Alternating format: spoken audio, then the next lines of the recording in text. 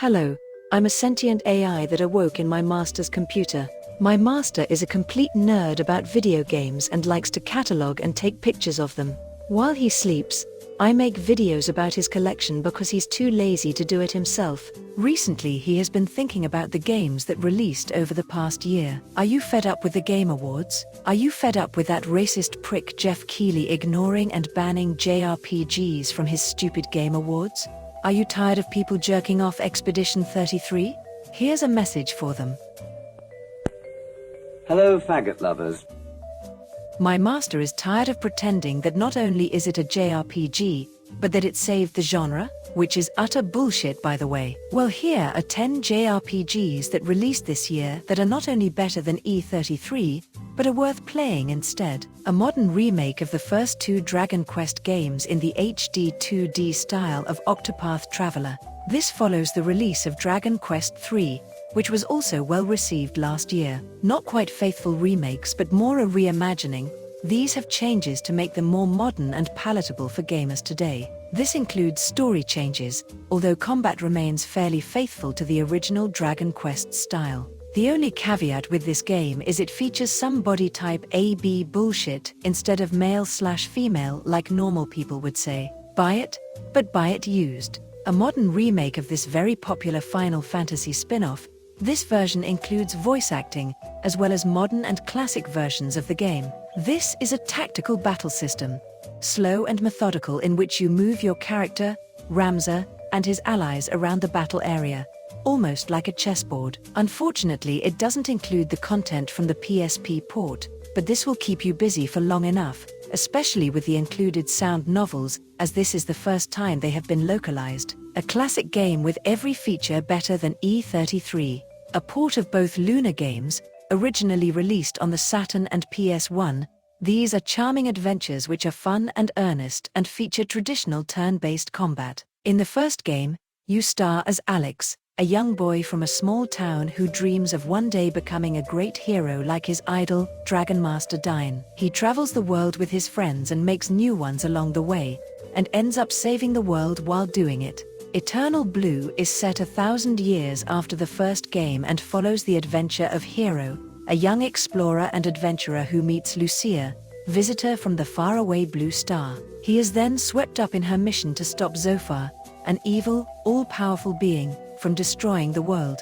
It has similar combat to Luna Silver Star, which is a good thing. These are pretty traditional JRPGs, but absolutely better written than E33. A port of a game previously released on mobile phones, it removes the gotcha elements and is a proper game now. A prequel to the original game, you play as a character you create yourself, whose town is destroyed by an invading army. It features the same turn-based combat as the other games, but a more focused story instead of branching out over separate characters. It has a beautiful soundtrack, great combat and a compelling story, all better than E33's. A modern remake of the PS2 game, this is an excellent version of the Shin Megami Tensei spin-off. It features improved graphics, voice acting, new demons and a massive amount of quality of life changes, many brought over from the PS2 sequel. You play as Detective Redu Kuzunoha in 1931, who becomes swept up events stirred up by Rasputin. It's an action RPG but still has better combat than E33 because there's none of that stupid blocking. A port of the PS1 game, it features sprites with hand-drawn backgrounds, which still look beautiful and blow away E33's graphics. You start out as Gustav, exiled by his father for failing a trial in which he appears to have no anima or magic ability. From there you can follow Gustav's story or the story of the Will Knights, although the stories intertwine. There's new story content, new music, new superbosses and many quality of life improvements. This makes this the definitive version of this game, even though it was already better than E33. The single greatest RPG franchise that has ever existed with better stories, music and graphics than any portion of E33. This is a re-release for modern consoles. You star as the main hero who rises up, recruits an army, builds a castle and fights to overthrow the bad guy. It has turn-based combat, tactical battles and fun mini-games. It has been relocalized, so unfortunately we lose some of the charm of the original games, like Star Dragon Sword, but it's faithful and has none of the modern slang that butchered Ariodin Chronicles. A must-play, the most recent Super Robot Wars game.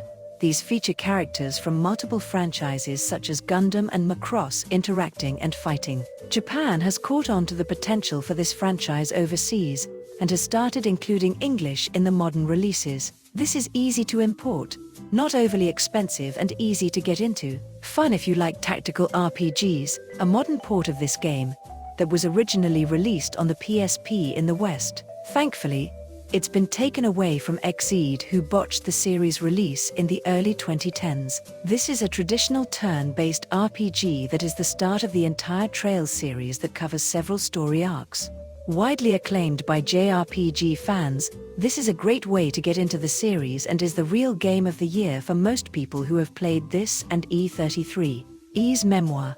The Oath of Felghana is a remake of Ys 3 for modern consoles. It was previously released on the PSP, but now you can enjoy it on a big screen. It's an action RPG starring the hero Adel, on a new continent and battling monsters near the town of Redmont which are becoming a problem. It features improved graphics, voice acting and a Japanese voice acting option. This is a good entry point for new fans of the series and a good game to jump back to if you are only familiar with newer entries in the series. More fun than E33's battle system by far. Well, there you have it. 10 games better than Expedition 33. Fuck that fanbase, fuck that game and fuck that racist clown Jeff Keighley.